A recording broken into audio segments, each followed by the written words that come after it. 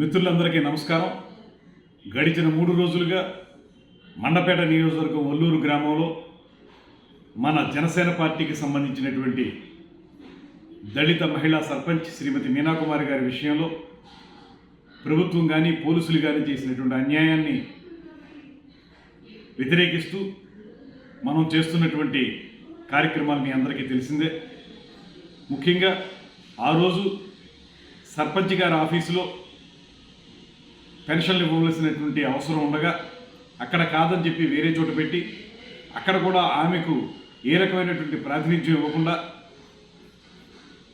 పెన్షన్లను పంపిణీ చేసేటువంటి కార్యక్రమాన్ని చేపడుతున్న సమయంలో ఆవిడికి జరిగినటువంటి అన్యాయాన్ని కానీ ఆవిడ విధుల్ని ఆటంకపరచడం కానీ ఈ విషయాల్ని వ్యతిరేకిస్తూ మన మండపేట నియోజకవర్గం ఇన్ఛార్జి లీలాకృష్ణ గారు అక్కడికి వెళ్ళటం, ఆ తర్వాత జరిగిన కార్యక్రమాలన్నీ మనకు తెలుసు. అక్కడ సాక్షాత్తు బాధితురాలుగా ఉన్నటువంటి మన సర్పంచ్ ఆమె ఒక కంప్లైంట్ పోలీస్ స్టేషన్లో ఇవ్వడానికి రాత్రి 11 గంటలకు వెళితే అర్ధరాత్రి 2 గంటల వరకు కూడా కంప్లైంట్ తీసుకోకుండా చిట్ట చివరికి చేసేది లేక కంప్లైంట్ తీసుకుని రిసీట్ ఇవ్వడం కూడా జరిగింది. అయితే మరుసటి రోజు ఉదయానికల్లా మన సర్పంచ్ గారు ఇచ్చినటువంటి కంప్లైంట్ని పక్కన పడేసి వేరే వ్యక్తితోటి ఒక ఫ్యాబ్రికేటెడ్ కంప్లైంట్ తయారు చేయించి దాని మీద ఎఫ్ఐఆర్ వేశారు.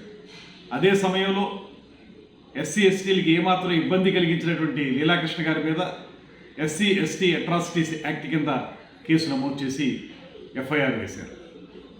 ఆయన అరెస్ట్ చేయడానికి కూడా తిరుగుతున్నారు.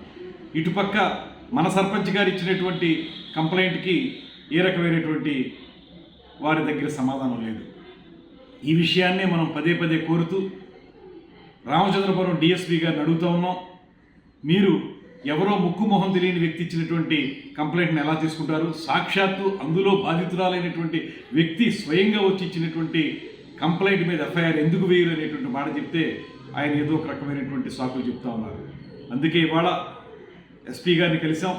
ఎస్పీ గారిని కలిసి రిక్వెస్ట్ చేశాం, మా సర్పంచ్ గారు ఇచ్చినటువంటి కంప్లైంట్ ఆధారంగా ఆవిడ దళిత నాయకురాలు, దళిత మహిళా సర్పంచ్, ఆమె ఇచ్చినటువంటి కంప్లైంట్ ఆధారంగా మీరు ఎఫ్ఐఆర్ వేయించండి అని చెప్పి కోరాం.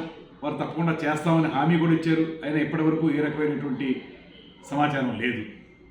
అయితే ఇప్పుడు ప్రత్యేకంగా మనందరం కూడా నిర్ణయించుకున్నాం, రామచంద్రపురం డిఎస్పీ గారే దీనికి ప్రధానంగా ఉన్నారు కనుక ఆయన ఆఫీస్ దగ్గర మనం ధర్నా చేయాలని నిర్ణయించుకోవడం జరిగింది. అయితే ఇప్పటికే పోలీస్ యాక్షన్ స్టార్ట్ చేశారు. మనం ధర్నా అనేటప్పటికీ వారు ఎక్కడికక్కడ జనసేన పార్టీకి సంబంధించినటువంటి నాయకుల్ని, కార్యకర్తల్ని, అభిమానుల్ని, మహిళల్ని అందరినీ కూడా హౌస్ అరెస్టులు చేస్తూ ఉన్నారు. ఏం చేసినప్పటికీ కూడా ఇవాళ మధ్యాహ్నం అనుకున్న ప్రకారం 2 గంటలకు మనం రామచంద్రపురం డిఎస్పీ గారి ఆఫీస్ దగ్గరికి మనం రావాలి, వచ్చి అక్కడ ధర్నా చేయాలి. మనకు న్యాయం జరిగే వరకు, ముఖ్యంగా మన దళిత మహిళా సర్పంచ్ కోరిన విధంగా ఆమె ఏదైతే కంప్లైంట్ ఇచ్చారో ఆ కంప్లైంట్ ఆధారంగా ఎఫ్ఐఆర్ వేసి తీరాలనేటువంటి నినాదంతో మనందరం ధర్నా చేయబోతున్నాం. అందరూ కూడా అక్కడికి రావాల్సిందిగా ఒకసారి మిమ్మల్ని అందరినీ కోరుకుంటూ సెలవు తీసుకుంటున్నాం. నమస్కారం. జై హింద్, జై జనసేన.